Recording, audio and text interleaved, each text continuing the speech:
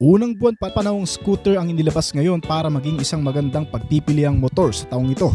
Ang Taige Nexi Plus 150 scooter ay isang bagong futuristic na motor na ginawa para sa mga taong naghahanap ng comfort, new tech features at mas powerful performance. Idinisenyo rin daw ang motor na ito para umangat ang experience level ng mga nagmomotorsiklo. Bukod sa Yamaha NMAX, Honda PCX at iba pang mga maxi scooter sa bansa, ngayon itong bagong Taige Nexi Plus ay talaga namang malakas din na contender ngayon sa maxi scooter segment, lalo na kung sakaling opisyal na dumating ito sa Pilipinas. Ang modelong ito pagdating sa exterior design, ang Nexi Plus ay may matibay na stance ng mga linya sa makakapal na fairings nito at may mga sharp edge na nagbibigay ng magandang presence, aerodynamics sa loob ng kalsada. Mukhang malaking motor tingnan at may unique identity na pinapagana ng isang 149.6 cubic centimeter engine displacement at may single cylinder, 4-stroke liquid cooled at gasoline powered engine at hindi ito electric scooter na sinamahan ng CVT automatic transmission. Umaabot sa kabuuang power output na 15.5 horsepower ang nagagawa nito sa kada 8,500 RPM at maximum torque na 14.7 Nm sa kada 6,500 RPM.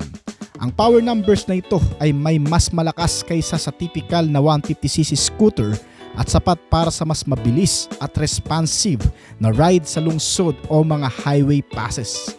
Ang makina nito ay hindi pa 100% na verify local specs, pero based sa manufacturer nito, gumagamit itong maxi scooter ng disiplinadong engine setup na karaniwang umaabot ng 115 km per hour ang kabuang bilis na nagagawa nito. At may fuel consumption naman na umaabot ng 45 km per liter para sa 6 liters na fuel tank capacity nito. Mas mura din itong motor kumpara sa kilala na nating mga maxi scooter brand sa Pilipinas. Well, pagdating sa chassis and suspensions kasama ang brakes nito, ang mga suspensions nitong maxi scooter ay mas moderno ang setup. Ang front suspensions nito ay naka-telescopic fork na may magandang bounce lalo na sa malulubak na daan. Habang ang rear suspensions nito ay naka-dual shock with coil spring na nagbibigay sa motor ng magandang handling, stability at comfort. Kasama ang chassis frame nito na maxi scooter frame design para sa comfort at stability riding condition. Pagdating sa brake at safety measure, itong bagong maxi scooter ay gumagamit ng disc brake sa harap at likod na parehong may malalaking diameter para sa magandang performance at function at mas mabilis na stopping power lalo na sa mga emergency braking. Gumagamit din ito ng mga advanced safety features gaya ng dual channel anti-lock braking system na nakalagay sa harap at likod nito para sa ligtas at kontroladong pagpipreno kahit sa basa, madulas at malulubak na daan. At syempre itong Nexi Plus 150 ay mayroon ding traction control system o TCS na nagbibigay dagdag na traksyon at pagkapit ng mga gulong kapag mabilis ang acceleration o nasa slippery surface o madudulas na daan. Ang kombinasyon ng mga safety tech na to ay kadalasang nasa mas mataas na klase ng scooter at premium motorbike. Kaya naman mas stand out ang motor na ito sa ilang mga contender maxi scooter na narito sa Pilipinas. Bukod pa dyan, ang Nexi Plus 150 ay nilagyan rin ng mga advanced tech features at mga connectivity. Isang modernong 6-inch size full color TFT display na instrument cluster na may mga premium details, reading ng speed, may RPM, fuel gauge, trip meter at mga connectivity features. Para sa mas modernong interface at functionality ay nilagyan rin ito ng smart connectivity features na pinapakita sa screen. May navigation na nagbibigay ng ilang mga notification gaya ng call at SMS alert at media integration, lalo na kapag nakakonek ang phone mo dito. At bukod pa dyan, meron pa itong Apple CarPlay support na para sa seamless mobile integration. Ang lupit ng features na to mga kaibigan kasi madalas ang Apple CarPlay na connectivity features ay makikita lamang sa mga 4 wheels na sasakyan Pero hindi na ngayon dahil sa bagong Taigen Nexi Plus 150 ay mayroon na rin ito. Pagdating naman sa mga convenient features, itong maxi scooter ay nilagyan ng smart key system na kung saan ay pwede mong paganahin itong motor gamit ang keyless start at mas pinapadali nito ang pagpapagana sa motor at mas ginagawang secure para hindi bastang mapaandar na mga magtatangkang nakawin nito. Nilagyan din ito ng dashcam na may built-in camera itong maxi scooter na kayang mag-record habang nagra-rides. Dagdag sa seguridad at documentation nito. May heated hand grip din ito na nagpapainit ng handle sa mas komportabling biyahe sa malalamig na panahon. Isang features na kadalasan sa matataas na klase o mga big bike na motorsiklo lang nagkakaroon. Ang mga ilaw din nito ay full LED type na klase na nagbibigay ng refine at mas malawak na visibility sa madidilim na kalsada at mga maaasahang visual sign para sa mga emergency situation. Nilagyan din ito ng built-in hazard lamp at blinker para sa iba pang convenient at safety na paggamit. Ang scooter bike na ito ay may futuristic robot-inspired look ang disenyo. May matutulis na fairings at garnish na nagbibigay ng dynamic stance dito na parang galing sa futuristic mobility. Ang front portion nito at ang headlamps ay may modernong LED signature at layered styling para gumawa ng panibagong identity na may kabuuang body scooter aesthetics na mas kakaiba sa marami. Kaya para sa mga gusto ng futuristic at aggressive na scooter style na naghanap ng mataas na performance na 150cc class, mahilig sa advanced tech features tulad ng naka-TFT display at mga bagong connectivity features, yung gusto ng mas matatag, matibay na klase na may kasamang brake assist, bagong mga safety features at komportabling biyahe, premium feel, ang bagong maxi scooter na ito ang talaga namang magugustuhan mo. Itong Taigen Nexi Plus 150 ay gawa sa bansang China na nagkakahalaga lang mula sa 12,380 yuan na kung direkta natin i-convert sa Philippine peso, ito ay aabot lang ng 95,000 to 105,000 pesos sa pinakamababang variant. Habang ang pinakamataas na variant naman ito ay nagkakahalaga ng 13,280 yuan na kung direkta rin natin i-convert sa Philippine peso ay aabot lang ng 100 to 110,000 pesos sa bansa. Well, kung nagustuhan nyo yung topic natin ngayon, baka pwedeng paklik ng like button at pa-comment na rin ng inyong opinion sa baba pagkatapos ng video na ito. Ilalagay na rin natin dito ang isa pang maganda at modernong motor para may pagkumparahan kayo. Yamaha NMAX 155. Una sa pinakapopular at pinakaaabangang mga motorsiklo ay mula sa Yamaha Motors.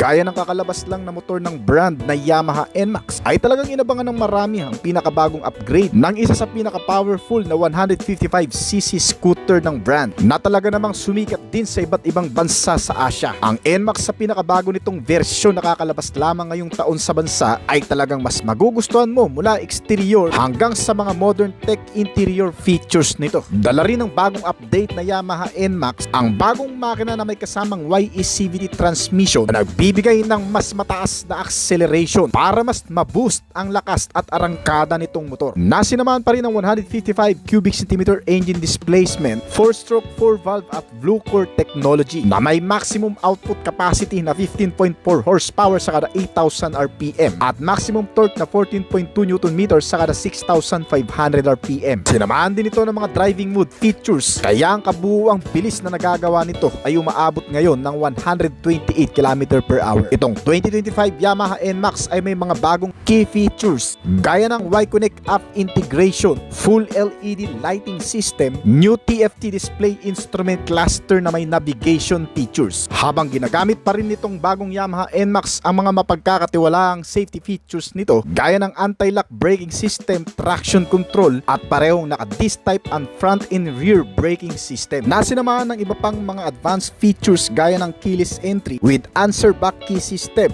May start and stop system na rin ito o idling stop at may kasama pang USB port charging system, built-in hazard lamp, malaking underseat compartment storage, mga console packet at marami pang iba. Sa kasalukuyan itong bagong Yamaha NMAX ay inilabas sa dalawang klaseng variant na pagpipilian dito sa Pilipinas. Ang standard version nito na nagkakahalaga ng 158,000 pesos at ang connected ABS version na nagkakahalaga naman ng 182,000 pesos. Bagong Honda PCX 160 2025 model. Sa mundo ng motorsiklo, ang mga automatic scooter ay ikinategorya bilang pangunahing transportasyon sa loob ng syudad. Yung tipong para sa mga taong naghahanap ng mas madaling paganahing motor at mas madaling dalhin sa kung saan-saan paman. Gaya ng kakalabas lamang motor ngayon ng Honda sa bansa, ang bagong Honda PCX 2025 model. Isang malusog na forma ng scooter na may dalang panalong performance, matipid kumonsumo, komportable at mas moderno. Aagaw agad sa atensyon mo ang naglalakihang mga ilaw nito sa harap at likod, gaya ng sharply styled LED headlamp, LED taillight kasama mga LED type turn signal light indicator. Nilagyan din ito ng malapad at sapat na faded na upuan na idinisenyo para sa parehong comfort at mas magandang control ng rider. Tinatawag itong modelo ngayon na PCX 160 Road Sync type, na kung saan ay nilagyan ng makabagong features para sa phone connectivity at navigation system. Naka-smart keyless entry na rin itong modelo na may anti-theft alarm at answer back key system,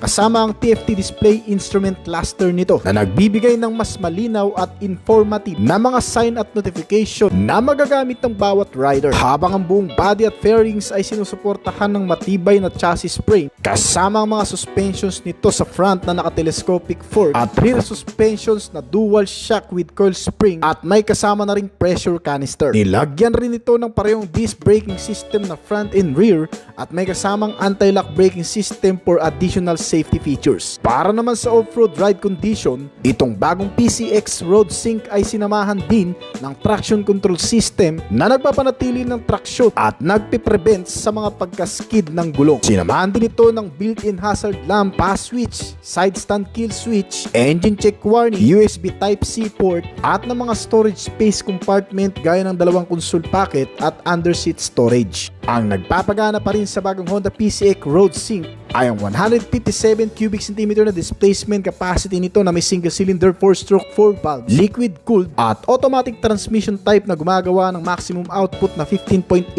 horsepower at 14.7 Nm ng torque. Pinapaganda ang kabuuang performance sa pamamagitan ng engine ESP Plus technology kasama ng PGM-FI na fuel supply system. Kaya ang kabuuang bilis ay umaabot ng 125 km/h at fuel consumption rate of 46 km per liter. Malayo-layong biyahe at marami-rami ring lugar ang mararating mo gamit ang bagong sasakyang gawa ng Honda na hindi lang pinalakas at pinaganda ang forma, pinanatili pa rin ang magandang kalidad, efficiency na may dagdag pang modernong amenity sa sulit na presyo mula sa 133,900 pesos hanggang sa 154,900 pesos sa Pilipinas ngayon.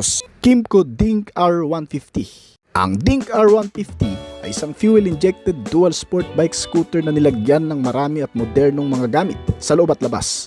Gumagamit itong motor ng dual ABS channel na safety features sa harap at likuran na may kasamang Euro 5 emission standard sa makina. Isa ito sa pinakamakabagong henerasyon ng pinakamahal na mid-entry scooter na unang pinakilala noong kalagitnaan ng 90s bilang isang natatanging 150cc scooter sa panahong yon. Ngayon ang hari ng mid-scooter segment ay nagbabalik na may kapanapanabik na mga katangian na siguradong mas magugustuhan din ng kahit na sinuman. Bukod kasi sa ABS channel na bago nitong gamit, ay nilagyan din pa ng ibang mga kaligtasan gaya ng EBW o Emergency Brake Warning System at isang traction control para mas ma-enhance ang stability at mas mapatibay ang kumpiyansang makapag-explore ng walang masyadong panganib kahit pa sa labas ng city. Ang Kymco Dink R150 ay nilagyan din ng Maxi-type liquid-cooled system na nagbibigay ng ideal engine temperature para sa pinakamainam na engine performance nito.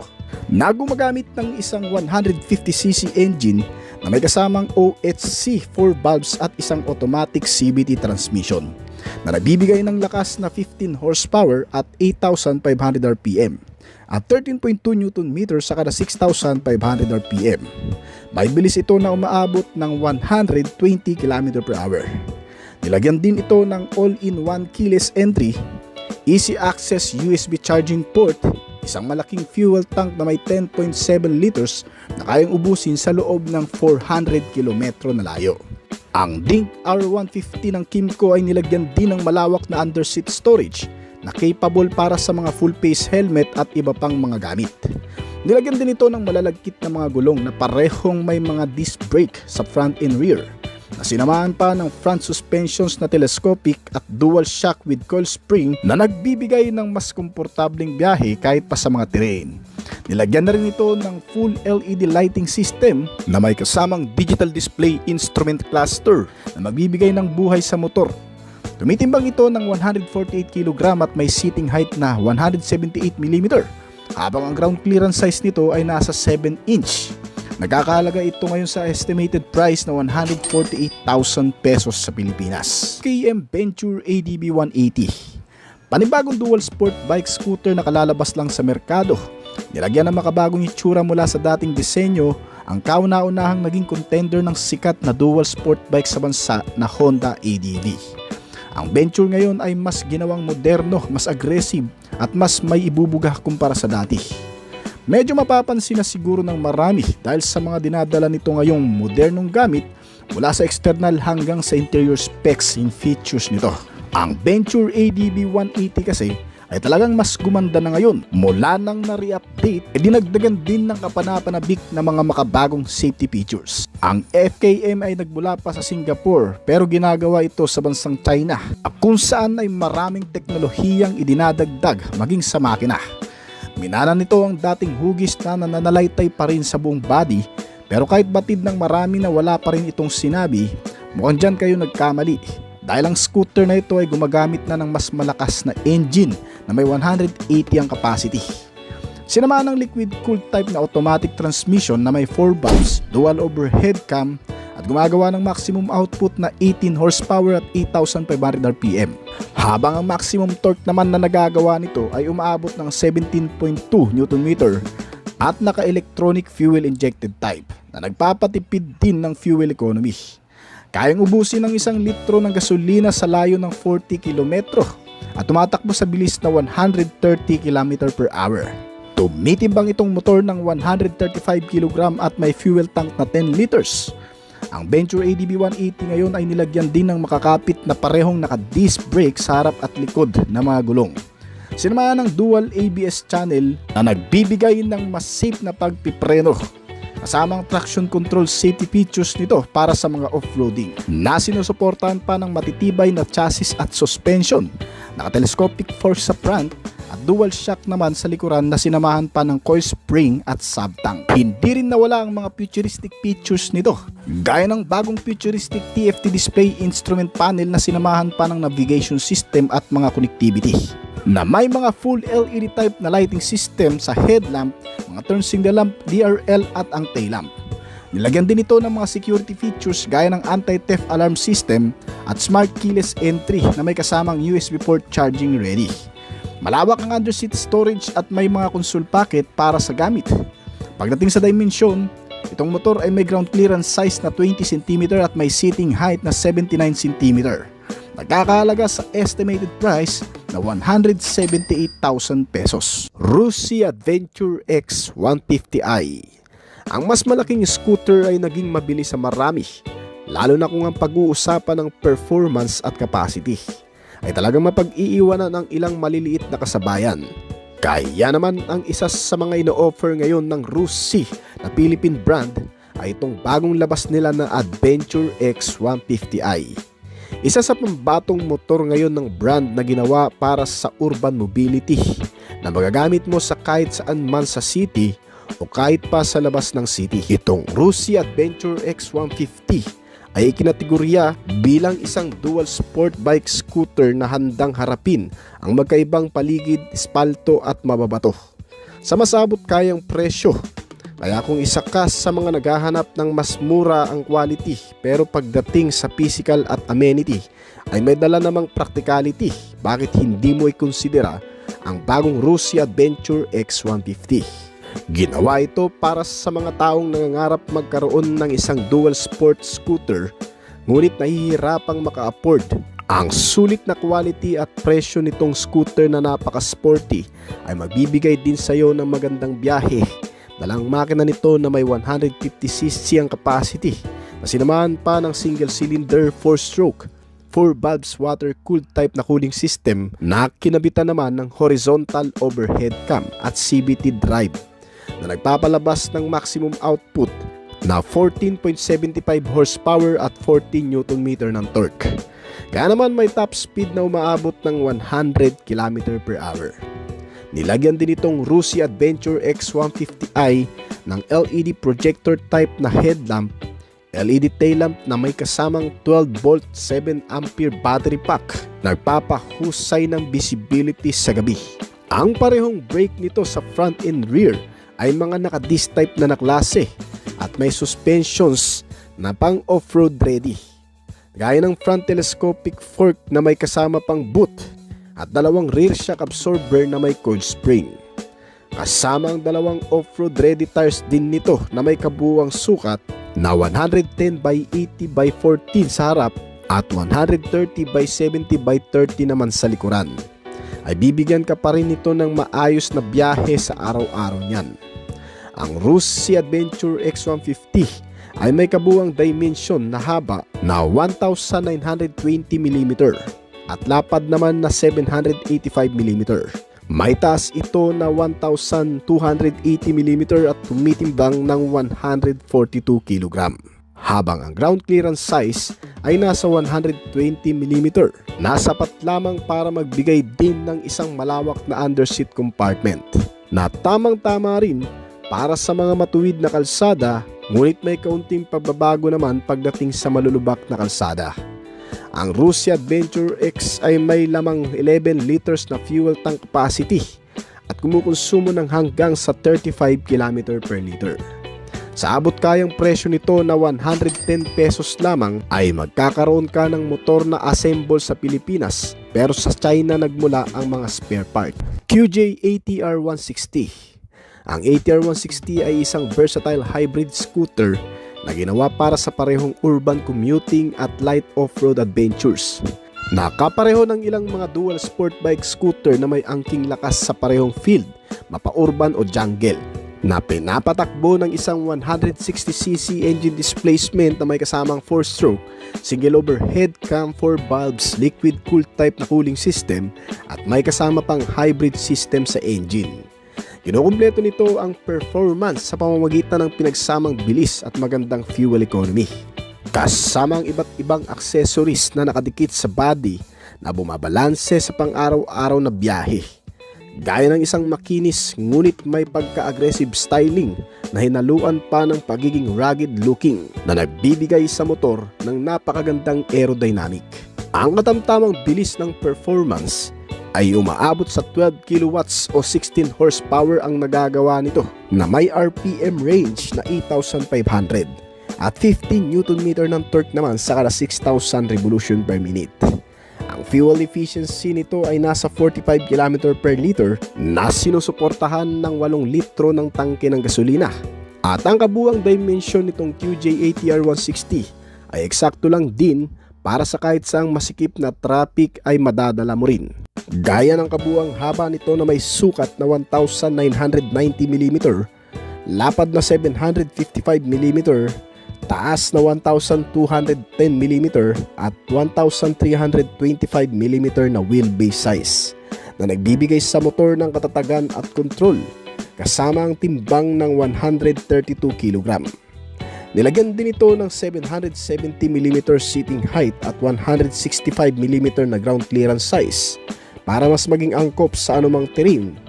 Kasama pa ang mga suspensions nito na naka-inverted front telescopic at dalawang rear shock absorber na may kasamang sub-tank at coil spring na magpapakomportable pa ng biyahe.